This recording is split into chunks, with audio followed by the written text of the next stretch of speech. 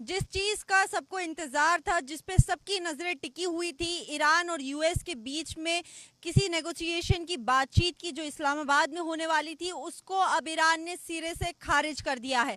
यानी कि अब जो नेगोशिएशन डील इस्लामाबाद में होने वाली थी उस पे कोई भी क्वेश्चन मार्क, कोई कॉमा नहीं है। ईरान की तरफ से पूरे तरीके से फुल स्टॉप लग चुका है नेगोशिएशन डील पे। ईरान के फॉरेन मिनिस्ट्री ने साफ तौर पे कह दिया है, ऐलान कर दिया है कि अब हम किसी भी किस्म की नेगोशिएशन डील नहीं करने वाले हैं।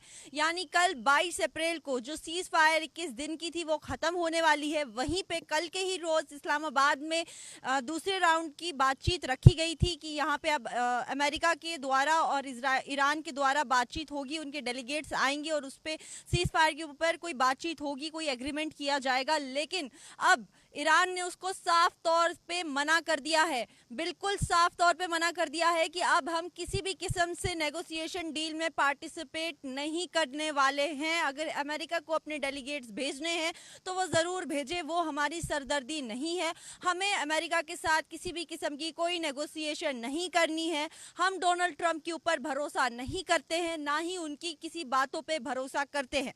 यानी इसका मतलब साफ है कि अब या डोनाल्ड ट्रंप ने भी कह दिया था कि वो इस सीज फायर को आगे नहीं बढ़ाएंगे और वहीं पे ईरान ने कह दिया है कि वो नेगोशिएशन डील पे बातचीत नहीं करेगा। यानी किसी भी किस्म की सीज फायर अभी इन दोनों मुल्क के बीच में नहीं होने वाली है। ये ईरान की तरफ से क्लियर हो चुका है, कोई क्वेश्चन मार्क नहीं है, इसमें कोई भी सवाल नहीं है। ईरान ने अपनी तरफ से क्लियर एंड कट पूरी दुनिया को ये मैसेज पहुंचा दिया है। ईरान के जितने भी ऑफिशियल्स हैं, चाहे वो स्पोक्स पर्सन हो, चाहे उनके फॉरेन मिनिस्टर हो अब्बास अराक्ची हो, हर ने अपने माध्यम से सब तक ये खबर पहुंचा दी है कि हम किसी भी किस्म की नेगोशिएशन डील नहीं करने वाले हैं। ईरान ने शुरू से कहा है कि हम हक पर हैं और हक पे रहने वाले कभी भी कॉम्प्रोमाइज नहीं करते हैं। हमारी खुद की शर्तें हैं और ये जंग हमारी शर्तों के अकॉर्डिंग ही खत्म होगी। ये जंग इजराइल और अमेरिका ने शुरू की थी, पर इसे खत्म हम अपनी मर्जी से करेंगे। और उन्होंने पहले भी कहा था कि हम अमेरिका को अच्छे से बता देंगे कि वॉर का असली मायने क्या होता है, वॉर असल तौर पे कैसी दिखती है। अब डोनाल्ड ट्रंप चाहे कितनी भी कोशिश कर ले, लेकिन वो इस जंग से अब बाहर नहीं निकल पा रहे। ये वही डोनाल्ड ट्रंप है जो लगातार दावे करते थे कि उन्होंने उनकी एक आवाज पे दो बड़े कंट्रीज ने अपनी बीच में सीज फायर करवा लिया। ये वही डोनाल्ड ट्रंप है जो ये दावे करते थे कि उन्होंने कई देशों के अंदर जंग रुकवाई है। आज वही डोनाल्ड ट्रंप अपने ही देश की जंग नहीं रुकवा पा रहे, वही डोनाल्ड ट्रंप अपने ही देश की जंग पे कोई नेगोशिएशन डील नहीं कर पा रहे। वही डोनाल्ड ट्रंप की नेगोशिएशन डील बार बार ईरान खारिज करता आ रहा है, बार बार उसको इनकार करता आ रहा है। यहां से साफ तौर पे दिखाई देता है कि पावरफुल नेशन असल में दिखता कैसा है, पावरफुल लीडर्स आखिर होते कैसे हैं।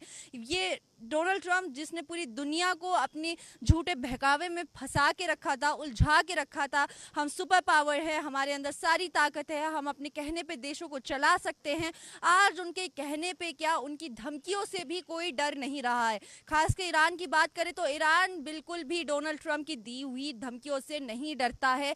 ये हमने पहले भी देखा है। डोनाल्ड ट्रंप ने लगातार पहले भी कहा था, आज से कुछ दिन पहले, कि अगर ईरान इस बार की नेगोशिएशन डील में कोई नखरे करता है या बातचीत नहीं करता है तो उसके बाद मैं दोबारा कोई नेगोशिएशन पे बात नहीं करूंगा और बहुत ही दुख के साथ मुझे ईरान के ऊपर वापस से बॉम्ब गिराने पड़ेंगे, हमले करने पड़ेंगे। लेकिन जब ईरान ने यह ऐलान कर दिया कि वो नेगोशिएशन डील किसी भी हालत में नहीं करने वाला, वो उसमें पार्टिसिपेट नहीं करने वाला, शामिल नहीं होने वाला, तो डोनाल्ड ट्रंप की तरफ से एक ऐलान हुआ है कि आज पहले वो अपने जो ऑफिशियल्स है उनके साथ मीटिंग करेंगे और उसके बाद 5 बजे ईस्टर्न टाइम के अकॉर्डिंग वो एक बहुत बड़ी मीटिंग करने वाले हैं, एक बहुत बड़ी प्रेस कॉन्फ्रेंस करने वाले हैं, जिसमें ये रिपोर्ट्स आ रही हैं कि वो कुछ बताएंगे, वो एक बहुत बड़ी बात बताएंगे। शायद वो ईरान को लेके कोई एक नई डील लेकर आएंगे, क्योंकि अब डोनाल्ड ट्रंप को अच्छे से पता है कि उनकी धमकियों से कोई नहीं डरने वाला। वो चाहे जितनी मर्जी धमकी दे दे, उससे कोई फर्क किसी को भी नहीं पड़ने वाला। उनके जो साथी देश हैं अब वो भी उनसे अलग होते जा रहे हैं। मैं यूएई की बात कर रही हूँ, क्योंकि यूएई ने आज ही ऐलान किया था कि वो अपना बिजनेस, अपना ट्रेड अब डॉलर में नहीं करेगा, क्योंकि अब वो बहुत ज़्यादा मजबूर है और वो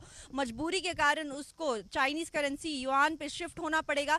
तो साफ तौर पे यहाँ पे दिखाई दे रहा है डोनाल्ड ट्रंप अब अकेले पड़ते हुए नजर आ रहे हैं और वो इस जंग को अब ज़्यादा आर्मी के बजाय डिप्लोमेसी से लड़ना चाहते हैं। और शायद वो आज शाम जो 5 बजे ईस्टर्न टाइम के अकॉर्डिंग मीटिंग दिन के बाद जो प्रेस कॉन्फ्रेंस करने वाले हैं उसमें वो ईरान के लिए कोई नई वो लेकर आएंगे, बातचीत करने का जरिया, तरीका कुछ तो वो नया लेकर आएंगे, क्योंकि जुमलेबाजियों के अलावा, बातचीत के अलावा, बयानबाजियों के अलावा डोनाल्ड ट्रंप अभी कुछ भी नहीं कर सकते। वहीं पे अगर हम पाकिस्तान की बात करें, जो मीडिएटर का काम कर रहा था, पाकिस्तान के लाख कोशिशों के बाद भी वो अमेरिका के डेलीगेट्स को, अमेरिका के ऑफिशियल्स को तो अपने पास पाकिस्तान लेकर आ गया, लेकिन वो ईरान को नहीं मना पाया, ईरान को कन्विंस नहीं कर पाया और थक हार के वो चाइना के पास चला गया। चाइना को उसने अप्रोच किया और रिक्वेस्ट की कि वो ईरान को समझाए, ईरान के ऊपर प्रेशर बनाए कि वो नेगोशिएशन डील में शामिल हो, लेकिन चाइना ने भी उसे सिरे से खारिज कर दिया। चाइना ने कहा कि मैं ऐसा कुछ भी नहीं करूंगा, मुझे इन मसलों में नहीं पड़ना है। यानी चाइना भी अब पाकिस्तान का इसमें कोई भी साथ नहीं दे रहा, पाकिस्तान भी इसमें बुरी तरीके से फंस चुका है, अकेला पड़ चुका है। डोनाल्ड ट्रंप की वजह से पाकिस्तान भी अब इस जो मिडल ईस्ट में चल रही टेंशन है उसमें बहुत बड़ा रोल प्ले कर रहा है, और जो मीडिएटर का रोल प्ले कर रहा है पाकिस्तान, वो अब एक तरफा हो गया है, क्योंकि ईरान अब पाकिस्तान को भी कोई वैल्यू नहीं दे रहा है, ना ही उसकी बातें सुन रहा है। तो अब ये देखने वाली बात ये है कि क्या 5 बजे ईस्टर्न टाइम के अकॉर्डिंग डोनाल्ड ट्रंप जो बहुत बड़ा ऐलान करने वाले हैं, तो उसमें वो कोई नई कहते हैं कोई डील लेके आने वाले हैं ईरान के लिए, या जो उन्होंने पुराना बयान दिया था कि मैं सीज फायर को कंटिन्यू नहीं करूंगा और नेगोशिएशन डील अगर कैंसिल होती है तो मैं ईरान पे बहुत बड़ा हमला करूंगा, तो क्या वो अपनी उस बात पे टिके हुए रहेंगे?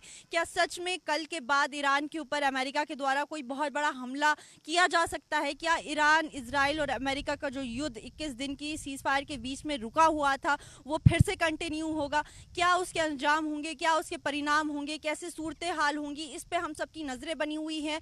आपको बाकी देश और दुनिया की तमाम जानकारी देने के लिए देखते रहिए न्यूज़ इनसाइडर।